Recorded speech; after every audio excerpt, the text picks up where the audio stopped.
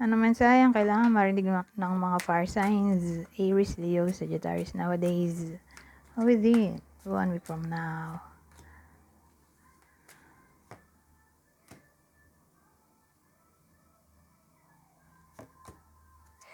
Puro baliktad ah.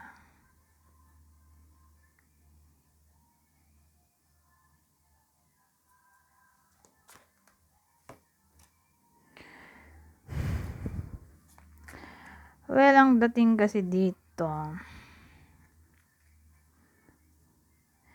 yung iba sa inyo, halimbawa lang may crush.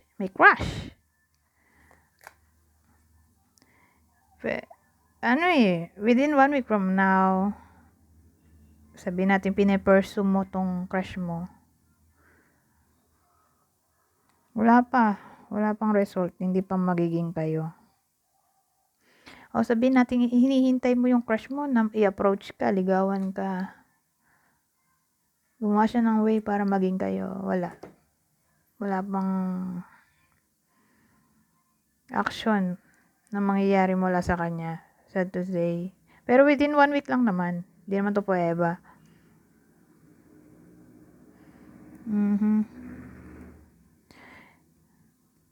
So, more like tungkol to sa new relationship. Okay? O sabihin natin yung ex mo, naantay mo bumalik. Wala pa siya. O hindi siya magbabalik. O hindi magiging kayo within 1 week from now. Sad to say. Pero kanino kaya tatama yung reading na yan? Sinong partner o partner ng fire sign? Aries, Leo, Sagittarius. Tatama ang reading na to.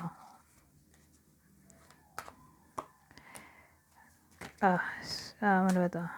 Cancer, Gemini.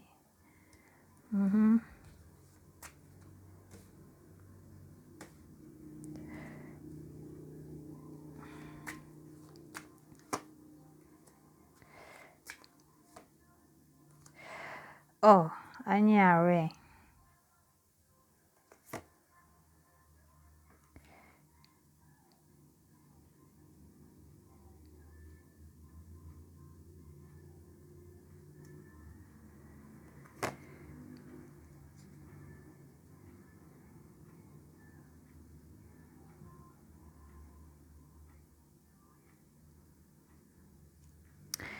Well, ang kwento dito, more like tungkol sa pamilya. Dahil may ano tayo dito, Ten of Pentacles. Ano kasi, may iba sa inyo na para bang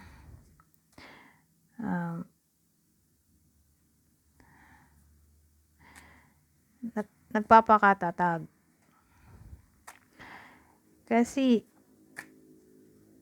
inisip ko rin kung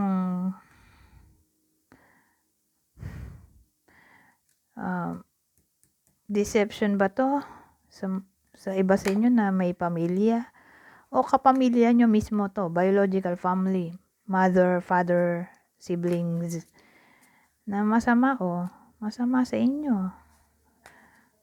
Bitter, bitching, bad mouthing, betrayal, ang case dito eh. So, case to case basis. Depende sa kung anong nangyayari sa buhay nyo nowadays. Either nangyayari na to o mangyayari pa lang. Pero may iba sa inyo na nangyayari na to. May iba sa inyo na nangyayari na. Tapos nagpapakatatag nga. Nilalaksan niya ang kanyang loob. Kasi yung kapamilya niya masama ugali. So, pwedeng kung ano-ano sinasabi sa kanya pag nakatalikod siya. Masakit magsalita. Literal na masakit magsalita. Pwedeng ganon. So, kung di ganon, para sa iba sa inyo, pwede rin ganito. Kasi nga, again, mukhang nangyayari na to sa iba sa inyo.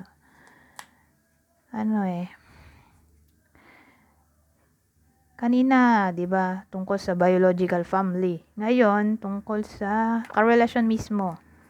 May pamilya kayo. prone siya sa betrayal ng trust in a way na ng babae ng lalaki. Ulit na lang. Para bang nilalaksan mo na lang ang loob mo na hindi sumuko sa kabila ng lahat-lahat. So, kanino tatama ang kwento na to? Sinong kapamilya o karelasyon?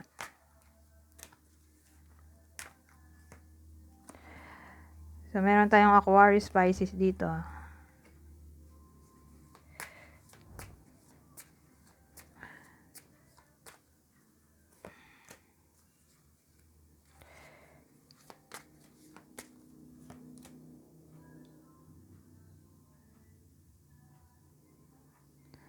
Ano to?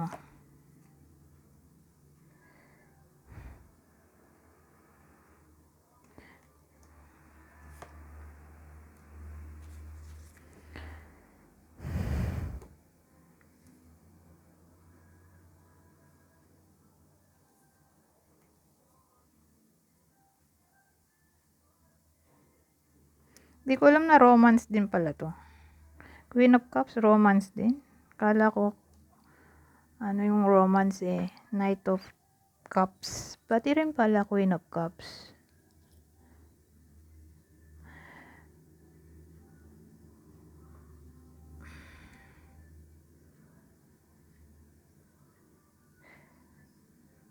Malicious gossip.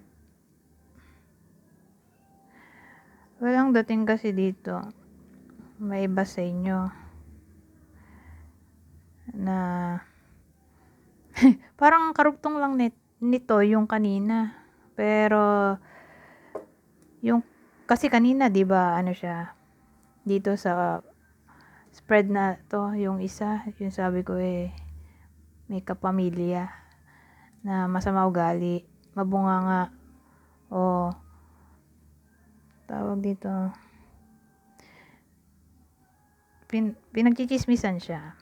Doon siya dudugtong. Kasi dalawa yung senaryo kanina, 'di ba? Kapamilya at karelasyon. Dito ay kapamilya, karugtong nun. Kasi ang dating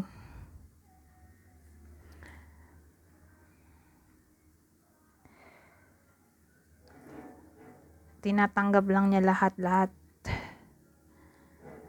ng sama ng loob na binibigay sa kanya nung kapamilya niya, babae, nanay siguro to, o literal na babae, kapamilya, sibling, pwede rin, o relative, cousin, na para bang nahirapan na siya dito, wala naman siya magawa.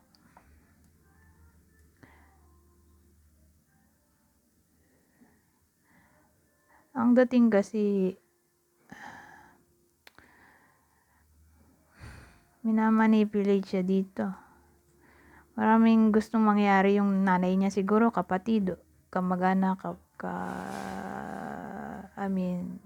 kamag-anak, karelasyon, pinsan. Na para bang lahat na lang ng request ginagawa na lang niya. O lahat na lang ng sinasabi sa kanya, ginagawa na lang niya. O lahat na lang ng binibitawang masasamang salita, tinatanggap na lang niya dito. Wala naman kasi siya ibang choice. Na para bang, eto yung gossip.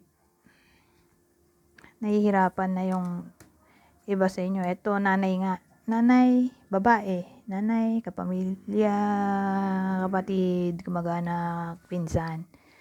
Na parang nagkukos ng burden sa iba sa inyo. Either nangyayari na to, mangyayari pa lang. Parang nahirapan kayo. O may hirapan pa lang. Within 1 week from now. At ang problema nyo nga ay yung babaeng yan. So, sino kaya yung babaeng yan? Beware. Dahil pahirapan niya ang buhay mo. Within 1 week from now. Leo, Aries. So, dun lang tatama yan. Sa may someone na kakilala nyo babae. Aries, Leo.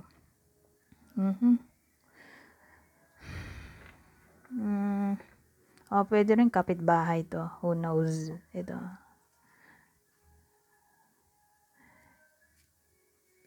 Pero more like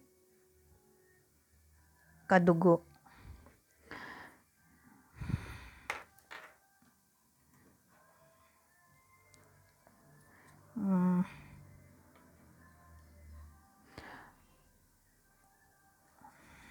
O baka Leo yung tatamaan nito o Aries kasi fire sign to di ba?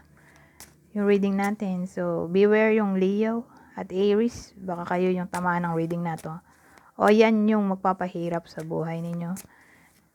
Leo, Aries. Ano to? Dietary change. Improve your diet and life will also improve. Pay attention sa diet daw. Mag-diet. Dahil mag-improve daw ang health ng iba sa inyo. Siyempre, kung magda-diet, mag-improve ang buhay. Improve your life, sabi. Patience, please. What you're asking for is coming about. Have patience as there are unseen factors or factors that need to occur first. So, ang dating, kailangan daw magpasensya ng iba sa inyo. Wala pang kailangan gawing aksyon. Sa ngayon kasi, pinaghihintay kayo dito eh. So, sabihin natin, nainis na kayo sa kapamilya nyo. Hindi pa panahon para umalis sa bahay ninyo. O sabihin natin, nabuwisit ka na sa karelasyon mo. Dahil lagi na lang babaero, lalakero. Hindi pa panahon para maghiwalay. Hindi pa panahon para sumuko. Ganun dating. O sukuan ng tao. Flower power. Spend time with flowers and flower essences to increase your personally healing power. So, kung problemado o in pain, makakatulong na umamoy ng bulaklak o ilapit ang sarili sa bulaklak. Kasi for some reason, makakatulong to para bigyan kayo ng healing power. O siguro, may ibang mood ng iba sa inyo. Anyways, hanggang dito na lang. Goodbye po now.